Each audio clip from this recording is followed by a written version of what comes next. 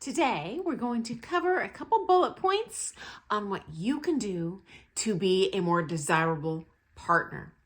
And there's going to be a couple dance tips and honestly, mostly interactive tips, because the way that you are interacting with your partner in terms of conversation is going to mean a heck of a lot more than the actual dancing. Trust you me. Okay, here goes.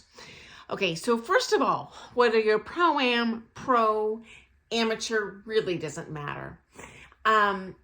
Definitely give your partner or teacher feedback when something goes well. Okay, dancing is a bit like shooting a target in the dark, okay? As the student, you're not totally sure of what that other person is feeling and when they've hit the sweet spot. So if I happen to hit the target, what are my odds of hitting it again if no one says anything? So whether that is, hey, that was a good practice. Hey, I really like how I understood A, B, C in the lesson you taught today. This really guides your partner and how to provide the best learning experience for you next time and in the future, okay? So definitely give that positive reinforcement if they deserve it, okay?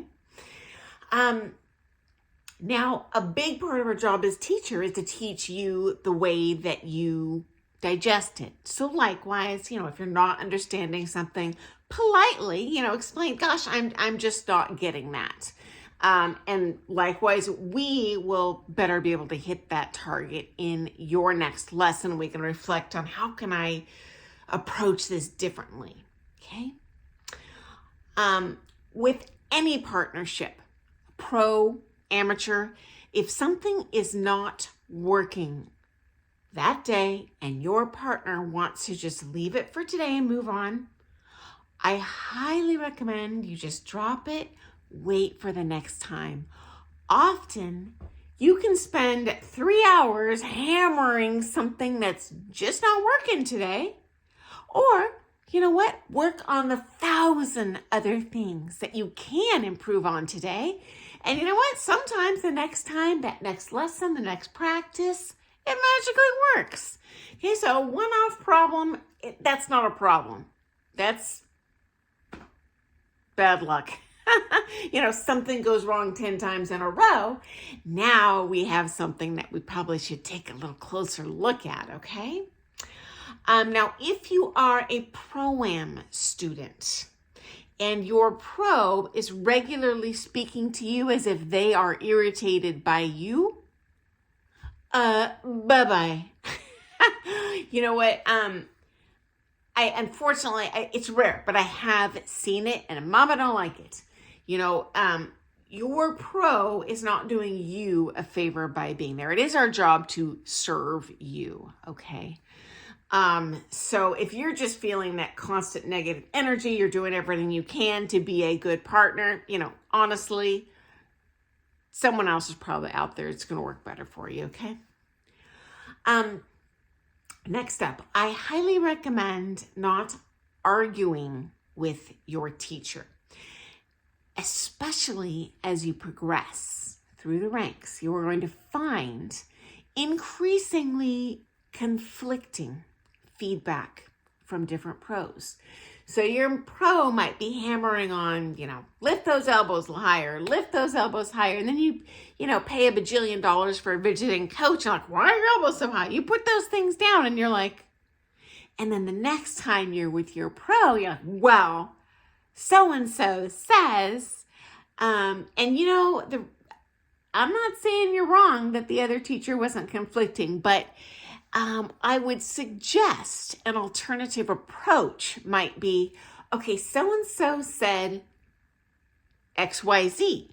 I thought I understood you say ABC. Can you explain to me the difference? And it's a polite way to say, you know what, this isn't jiving. And give them an opportunity to explain themselves. Because you know what, guys? 90% of the time, there's going to be a good explanation, and they're probably saying the exact same thing using very different words, okay? And so I guess a nicer way to say would just be polite, and a little more gentle in the approach if you do disagree. I've only had this happen once in a lesson, and it was very stressful. It's actually a group class, quick step, and this student, I know darn well who their primary is. They haven't never danced standard a day in their life, and their teacher taught them to do every single step in quick step inside a partner. Never once learned outside a partner. Obviously, not only is this horribly uncomfortable, I mean, it's dead wrong. Like there's no way around it. The IACD book specifically says outside a partner, outside a partner. But you know what? I don't want to embarrass them. They're the client. I don't want to embarrass their teacher, who might be, it's possible they could be misinformed. It's possible the student is just misunderstanding what so anyway, I was just like, oh my gosh, I never want this student to be in my presence again. Why are they coming and paying for this class? So it would have been, I think, a better approach had they said, gosh, well, this teacher said this, and you're saying this, can you describe why? And at that point, it would be easier for me to say, oh, well, maybe artistically that your coach is approaching it different, but here's what the ISTD book says. And you just do what works best for you. But the way he approached it, so like confronting and angry and argumentative, like I really felt like, well, I can't even defend myself without making someone look stupid here. So I'm just going to zit. So anyway, do yourself a favor, approach gently.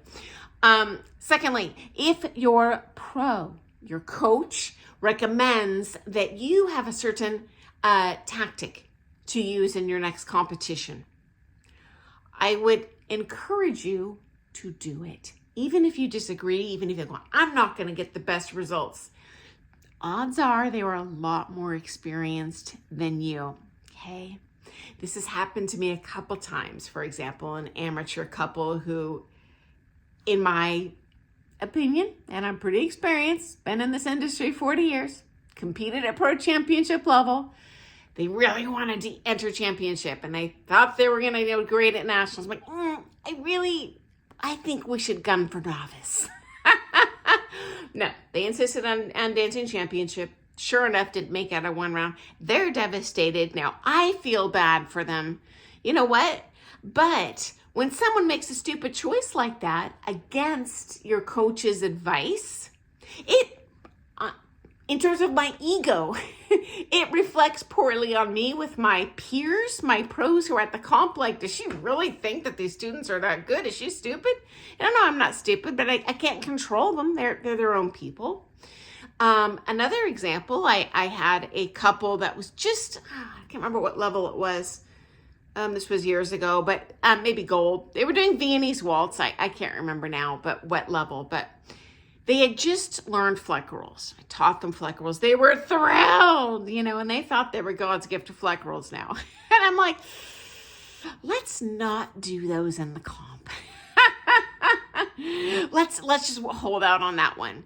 They did it anyway, and they ended up obviously not getting called back in Viennese, and it was like really close getting to that next round, to the point that they were like, we really should have listened.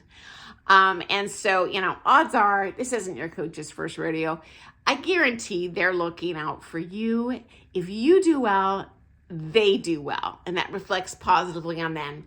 And I also, just as a human being, I feel bad when my student does not trust me. Like, I'm not a potted plant. I am going to lead you in the best path to make you as successful as fast as you can. Okay. Next step. If you're an amateur couple, although these things will apply a bit to prom too, but in the previous video, I talked about a light connection and feeling good to your partner. How do I gauge the firmness of the connection versus pulling or pushing on the partner, heaviness? I always, as a strategy, whether you're lead or follow, recommend starting out light in that practice. Now the lesson, not so much, maybe a little bit, but certainly in your practices and your social dances, okay? Don't give strong leads. Give a lot of space. And then, if you're used to dancing with that person, if it's your pro, if it's your partner, then snuggle up there in their business, once you get a wall or two under your belt, and make sure that you're both comfy that day. In my experience, you are going to irritate your partner a heck of a lot less if the follow needs to ask for, hey, can you lead that stronger? Or the lead says, hey, can you give me a stronger connection? Rather than the opposite. The opposite tends not to go so well. Can you lighten up on the leads? Can you be lighter in the follow? I find a better strategy going into that practice is lighter, and then they ask for more, okay? Okay, related to this, very important. The way you phrase requests is king. So, my strong suggestion here, say, hey, can you connect more? Rather than stop doing this, stop pulling on me, stop holding me. You're immediately put your partner in defensive mode, and they are not going to be open to what the heck you're asking for. Okay, so hey, can we try a blah blah blah blah blah blah blah? Okay, they're going to be much more receptive to what your request is. Could you try this? Okay. Number 2, same thing as the primes. Ignore one-time problems. Wait until your next lesson. If it's not working with your coach, wait till your next visit in coaching. It's not going to kill you. Dancing was not built overnight, okay? So wait until you have a referee, so to speak, to, I'll almost be your counselor working through the problem, okay? Okay, number 3, do not say to your teacher when you're there with your amateur partner, you need to dance with them so they feel blah, blah, blah, blah, blah, blah, blah. Oh my heavens, I can't even tell you how many times people have said this to me. Okay, first of all, odds are you're half the problem. Second of all, now that partner feels attacked, they're defensive, they're embarrassed, they've got adrenaline going, they are so not going to learn, even if I have good feedback for them. So highly encourage you instead to say, hey, would you mind dancing this figure with both of us? It really wasn't working so well this week in the practice. Okay, that gives your coach an opportunity to address both of you. If the problem is singularly your partner, probably not. At least they're doing it in a way that does not single out or embarrass or make your partner uncomfortable. Okay, we want everyone to be uncomfortable and receptive in that learning process. Okay. Finally, your partner will be more receptive to feedback from your pro than from you. Okay. They see the pro with respect. They recognize the pro has a lot more experience. You are just their equal. I don't care if you've been dancing 10 more years than them or less. Doesn't matter. You're just their equal. They're going to respond more when they hear it from the teacher. So please wait for that practice and then ask, explain, hey, it's not really working for us. Can we both dance it with you? Okay. Finally, if your partner has a request for you, do your best to do what they ask. Do not sabotage the figure to prove your point. Dancing is a two-way game, okay? We have a lot of give and take, okay? Meeting in the middle, literally. You know what? If you sabotage the figure, they ain't stupid. They're going to know what you're up to. Now they're mad. Now the whole rest of the practice is shot. Okay, so always do your best to do what they say. And if it doesn't work, say, hey, I'm having, or you're just frustrated. You're like, no, he or she's wrong. Say, hey, you know what? I'm not really understanding what you're asking. Can we please wait for the next time we see our coach? Or maybe your pro-am. It's okay to disagree. Hey, can we wait till we see a visiting coach on this one? I'm frustrated, and I want to make sure I understand this, and they hopefully will throw you a bone there. Okay, and final suggestion, guys, whether you're amateur, pro-am, if all else fails, switch roles. Okay, so follow, you try leading. Lead, you try following. Guarantee dumpster fire of comedy and failure ensues, and you both just laugh it off. Well, I guess your job's harder than I thought. So anyway, those are my tips for being a good partner, desirable partner. Because guys, I don't care if you are the best dancer in the world. If you are sucky to be around, you're going to have a real hard time finding people that want to coach you, that want to partner with you long term. And dancing is absolutely dance sport. It's a long-term game. Okay, guys, thanks for joining me today. And hey, I am but one person in a world of ballroom dancers. So if you have suggestions on things that have worked for you, and that you've seen work for other people, or maybe things that have been a real disaster in the way people have interacted in their lessons, in their practices, share in the comments, because even if you're a beginner, I always find your experience is a little unique and it helps all of us.